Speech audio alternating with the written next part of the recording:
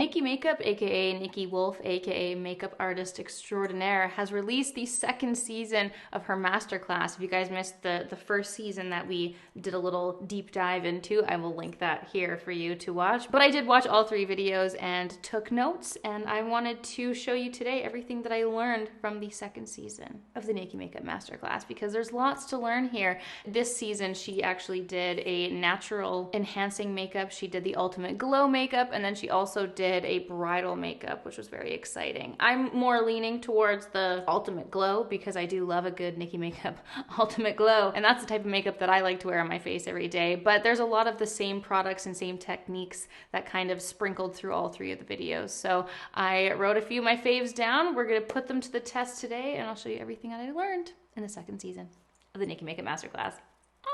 So I've already mentioned this before back when we did the breakdown of the first season, but these master classes are very much, in my opinion, catered towards the makeup artist or someone who's wanting to become a makeup artist, wanting to learn from the masters in the field. So I'm obviously watching them as like a general consumer, and I just wanted to see what kind of fun tips and tricks that I can take away and apply into my everyday makeup. So obviously, like, there's so much that caters towards like doing makeup on clients and best practices for being a makeup artist. And that's, I think, what it's really geared for. So obviously amongst all the videos, there's so much knowledge packed in there, and I'm just taking little snippets, but this is just kind of like my take, a few of my favorite tips that I took away. So let's start with the primer. Nikki Makeup is a big believer in primers, and I always find that interesting because it's totally like 50-50 split. Like, you see a lot of makeup artists who are like, you don't need primers, it's marketing, it's a waste of money. And then you have other makeup artists who are like, no, primers are key. And Nikki Makeup is one of the believers in primers. And there's a lot of primers that she uses that I really want to try. One of the ones that she uses all the time is the Tom Ford Traceless Matte Primer, but I just can't bring myself to do it. However, I'm always happy to try. Twist my arm if you want me to review that, but that's one of her favorites. Now, in all 3 of these videos, she used 2 primers, one glowing primer on the outside of the face, and then some kind of like mattifying oil controlling primer within the center of the face. I often just slap whatever it is that I'm using all over my face, so I do like her attention to detail and differentiating those 2 things. So she actually used the By Terry brightening CC serum, and I had actually pulled this out because I hadn't used it in such a long time, and I was like, what a coincidence. Perfect. This one's in the shade Apricot Glow. Nikki uses the shade Sunny Flash a lot, which is that nice deeper bronze one, but I do feel like this one's a little bit more appropriate for my skin tone. Oh, I see we're gonna be joined by my hairs this entire time too. Anyway, so she obviously does all the skin prep. I've already done my skincare, but you know, do your skincare as you see fit. And then she just took a little brush and dotted this all around the outside of the face and really stayed away from the center of the face with this. And she's also a big believer and user of brushes, and you'll see that we'll use a ton of different brushes as we go along and do this today. But again, I do think that that's more of like a makeup artist technique, whereas if you're doing your own makeup and you want to use your fingers, like, that's totally fine. Just do whatever you're comfortable with, but just taking that CC serum all around, and it's not like so noticeable, but we've just added that little layer of glow onto the skin, and specifically on the outside. So that's the first primer. And then we're gonna go in with the second primer on the center of the face. And I'm actually gonna use the e.l.f. Poreless Putty Primer. This is not a primer that she used, but this is the one that I have and the one that I enjoy. And even though she also goes in with a brush, I'm just gonna take this and press it in with my fingers, because I do think that this particular primer is best applied with the finger, because you can really just press it into the skin. But just focusing this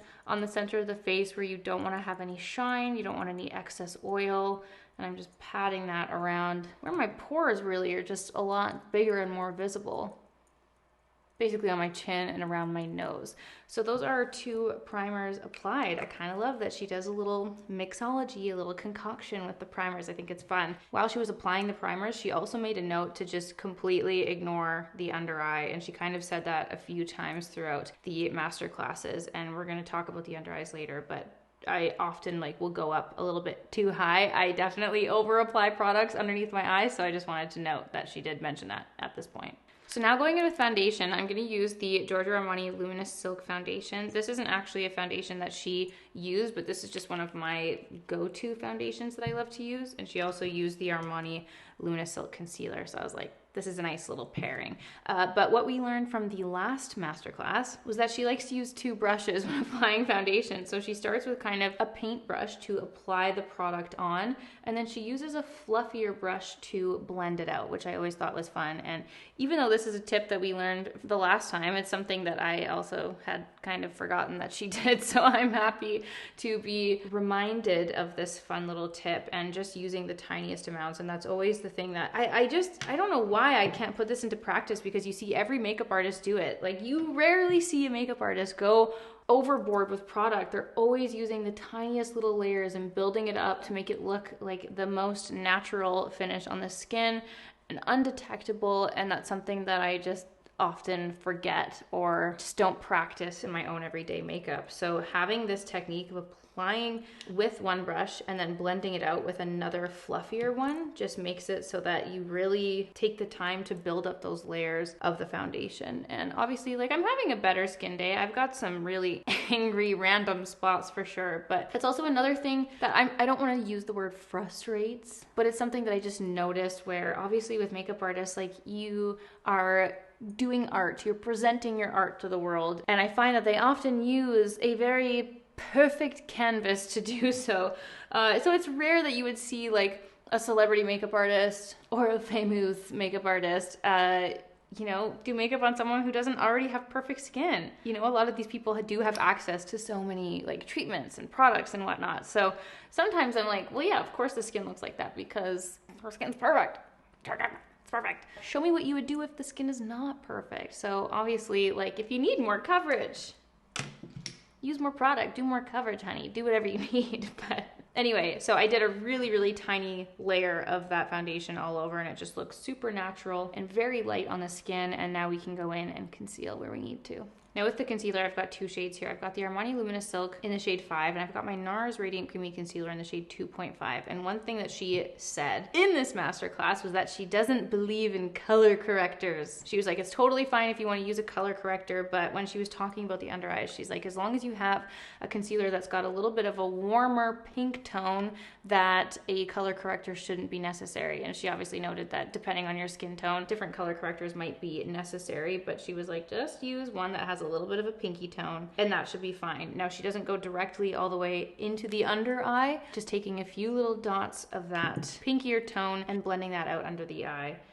Should remove any necessity for a color corrector. So I'm just taking a little bit of that NARS concealer and a small brush, and I'm just trying my best to not go directly up under the eye and just kind of blend that down. And then that little tinge of pink on that shade in particular will just do, I suppose, any of the color correcting that we need it to. And she just uses small brushes throughout all of her makeup processes. Like, I swear everything is an eyeshadow brush. She's very, very precise with her application no matter where it is. And so if you have the patience, like, that's the thing. Oftentimes when I'm doing my makeup for my everyday, I'm getting ready in the morning, I might be sleepy, I might not have had my coffee yet. I don't often have the patience for such precise application, but I understand the use of it and its effectiveness. So do whatever works for you, but she really champions the small brushes and precise application. So then I'm going to go in with my Armani concealer and use this to conceal anywhere else that I might need it. And she just really uses a small amount and just pinpoints wherever she needs it. I'm going to apply a little bit more right there because that's an angry spot. And then I do just generally have a lot of redness and things, so I always like to add a nice little layer of concealer about. And then I'm going to use that same small little eyeshadow brush and just pat this in and really press it into the skin with dotting motions. And honestly, I think even when I'm talking about like not having patience, I think that in my mind, this takes a lot more time than it actually does. Like, it's actually pretty quick when you go around the face, especially when you're not applying it absolutely everywhere. It's kind of fun to just go around and spot and dot and bounce around with the little brush, and it just makes sure that you're not using too much product. So just pressing that in on, obviously, like this concealer in particular, the Armani Luminous Silk Concealer, is such a gorgeous, very like natural luminous concealer, but it just really sinks into the skin, so it takes a lot of the effort out of it. I find if you're struggling to blend something in, or it's really difficult to get a concealer to do its thing and you find yourself blending forever and ever, then you've either like used too much product, or you might just not be using the concealer that's right for you. Because I find that if a concealer is good, it'll just sink right into the skin and I hardly have to think about it or worry about it. If my concealer is working for me, it's working, you know? It wasn't really necessary on the models that she was using, obviously, but I think if I really wanted to have like maximum coverage of these lovely little zits that I have, I would go in with a more matte concealer and just really take a small tiny brush and pinpoint that. But I'm not like too fussed about it, honestly. But just know you could continue the pinpointing if you so desired to have that. I'm just gonna go back over with the foundation brush and just really lightly press that in. That's one thing that she does often in between steps, like regardless of what she's doing. You kind of just always see her going over and making sure that everything is very, very seamless. And honestly, like, even though you can still see my little zitties, the makeup is undetectable. When you're going in with these tiny little layers, it makes such a difference in the overall appearance of your skin in real life. So now we're gonna go in with powder. And listen, Nikki Makeup is a lover of the Laura Mercier loose translucent powder. So I've got my little tub. This is actually the Ultra Blur one. This is like the new and improved version of their powder. So she just loves the Laura Mercier powder. And it's honestly like, I just need to know. Nikki Makeup, have you tried the Givenchy loose powder? And I'm just so curious to know what her thoughts would be if she would keep using the Laura Mercier powder. Is it just like old habits, or has she not tried anything that's better? Because when I use the Laura Mercier powder, I'm always like, why is everyone so obsessed with this? It just like doesn't give me that magical effect that like when I use the Givenchy loose powder, I was like, whoa. However, I also overuse products. So I'm trying right now, I'm taking a little bit of the Laura Mercier, I'm taking a tiny little eyeshadow brush, and we're gonna really, really just go in so lightly with this. And at this point, she kind of just applied that powder onto where she applied the concealer. So just right under the eyes. She did like a full-on powder later on, but there was just a little bit of setting just to make sure that that concealer doesn't move. So I'm just doing a little bit, like basically right in this under eye area where a lot of movement happens.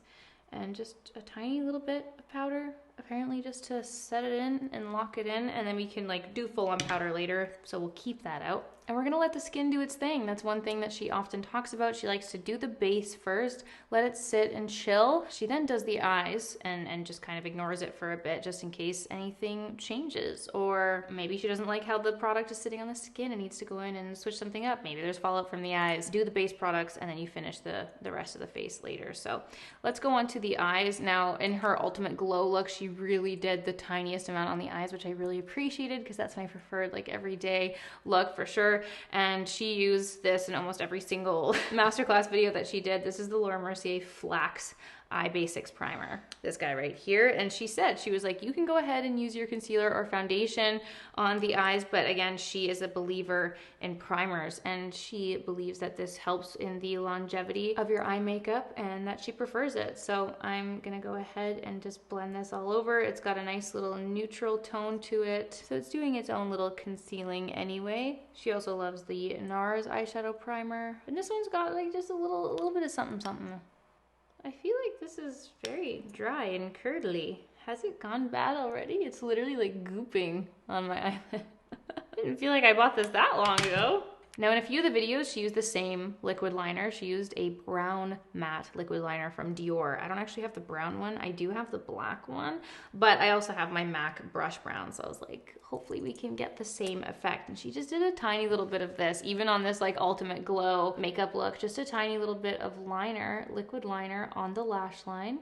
And so I'm just gonna try to be really, really soft with this just to get a little definition. The MAC Brush Brown is like one of my favorite liquid liners for sure, because it's just, well, it's in the name. It does just feel like a very lovely, soft little brush. And for someone who isn't great with liner, it just feels a little bit easier to apply. So, oh my gosh, I just mucked that side up as I can't talk while I do liner. This is what happens. In any other scenario, it feels a little bit easier and more gentle to apply, you know? But there's just a tiny little bit of liner, just to emphasize the lash line a little bit.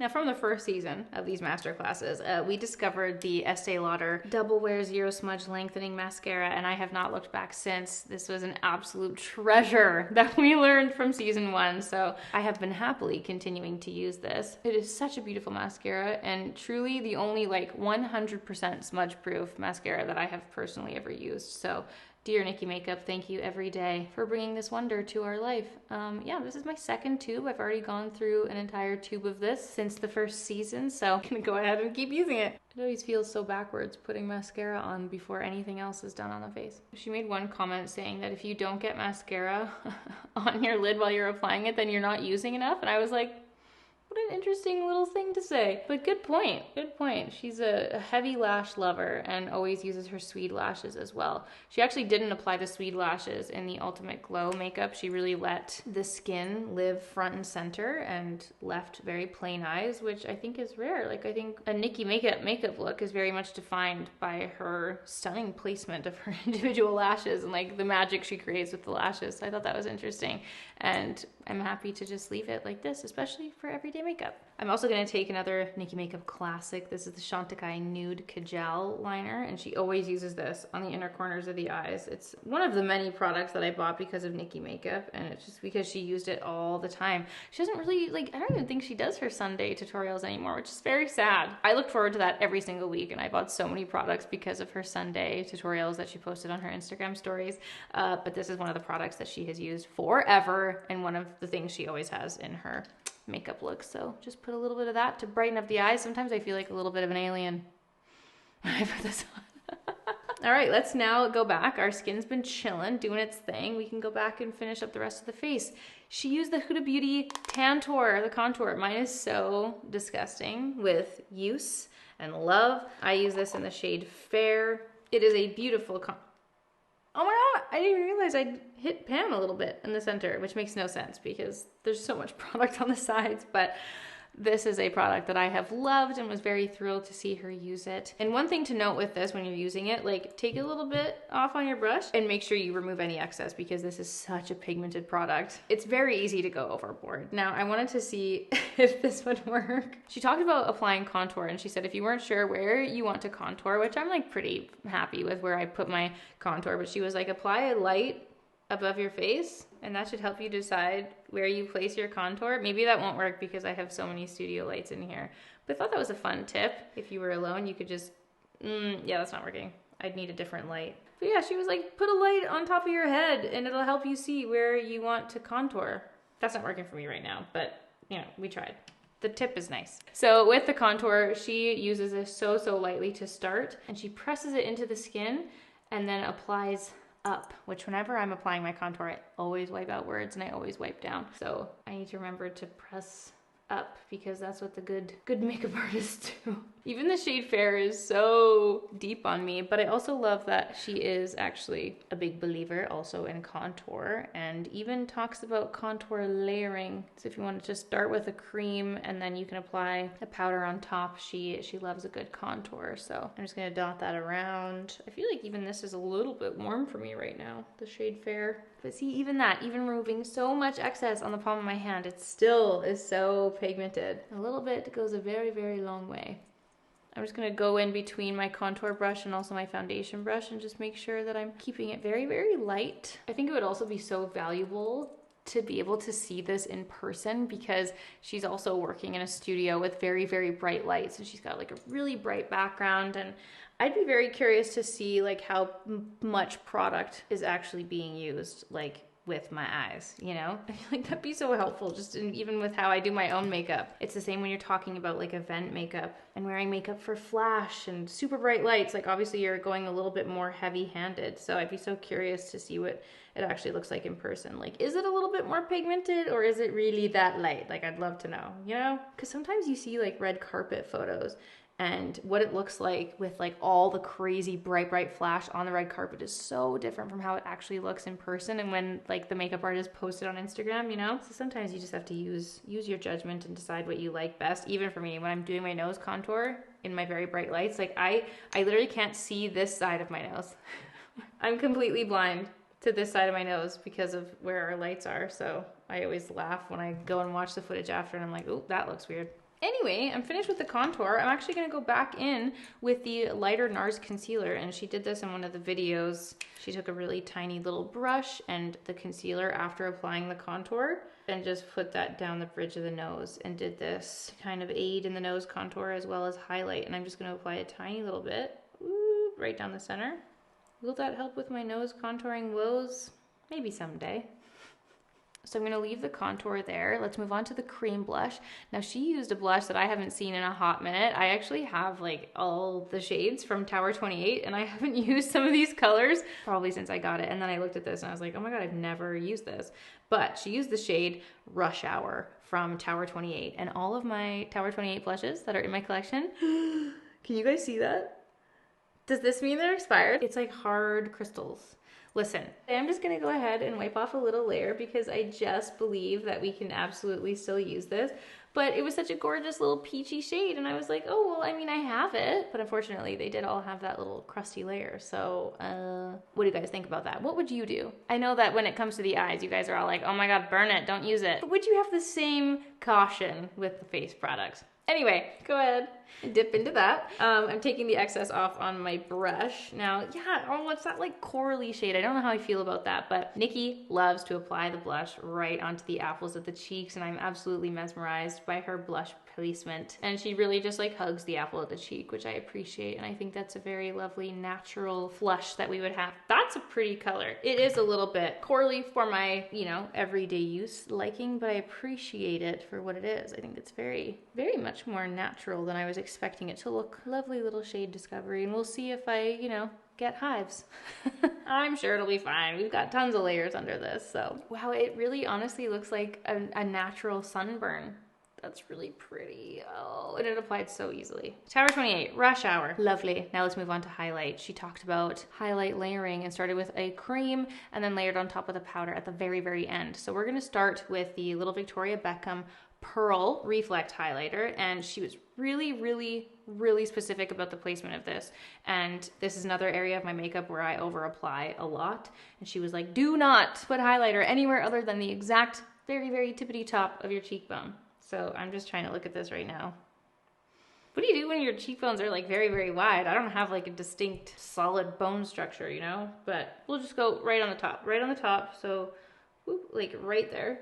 And she used a tiny, tiny, tiny amount right at the top and didn't go too close to the eye. So that's something I need to remember because I often do pull it up close to my eye, and especially because I have such textured skin, that's not a good look for me. She took a little bit of this down the bridge of the nose as well. And then she blended it out with a brush to give it the most natural lived-in look. Yeah, that's really pretty. So pretty. And then she also just took a tiny little bit on the temples too, just right above the brow. Cute. So we'll let that sit. I feel like my lips are looking so bare right now. I'm gonna take the Victoria Beckham number 2 lip definer. A new one. I know. The nubbin still lives. I feel like I just have to keep it as a relic, honestly. But it has gotten to the point where I can't sharpen it. So we're moving on to a fresh tube. I also never thought I'd see the day. But I do feel like the warmth in this shade will complement the blush very nicely.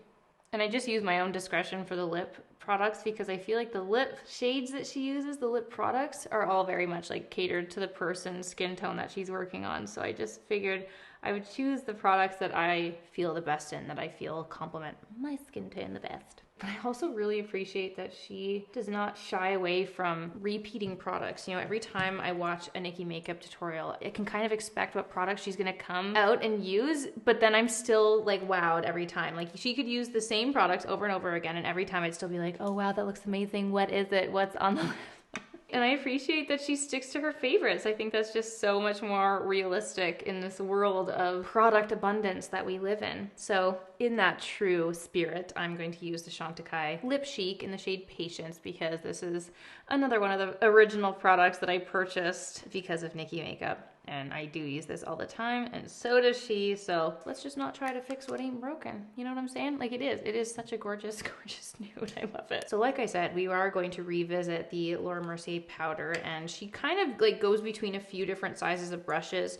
She used like a slightly larger one and goes around and applies the powder wherever you need, wherever you don't want shine. So I'm just going in and applying another little layer right here around my nose, and then I'm going to apply that right up here on my forehead because I do get quite shiny there. She also did one sweep, which I thought was really interesting. She literally like started here and like swiped down the nose like that, which I thought, oh, that was fun. That was fascinating. It's a direction of powder that I have not done before. Just like a whoop. That was cool. And then at one point she actually switched to a bigger brush and just like went over the entire cheek area. But that was in a different tutorial when she was using a powder bronzer, but in this specific tutorial she didn't actually go in with the powder bronzer, so I'm just gonna leave it because I'm really happy with how the cheeks look. I'm not gonna mess with it, and yeah, just like a tiny bit of powder where we need it. My brows are falling, and that's what I get for doing my brows before my makeup. Let's finish off and complete our highlight layering. I'm going in with the Dior Nude Glow, which is actually one of the highlights that she used, and that's because it's perfect. It's literally like one of the best powder highlights I've ever used, and the packaging is to die for. Yeah, so she used this on a very tiny brush and placed this so sparingly, again, right on top of that cheekbone. Whoop! She did like a tiny little bit right there. Did she put this on the nose too? Oh, I forget. I know she did put this actually on the center of the eye, so I'll just do a little healthy layer right there.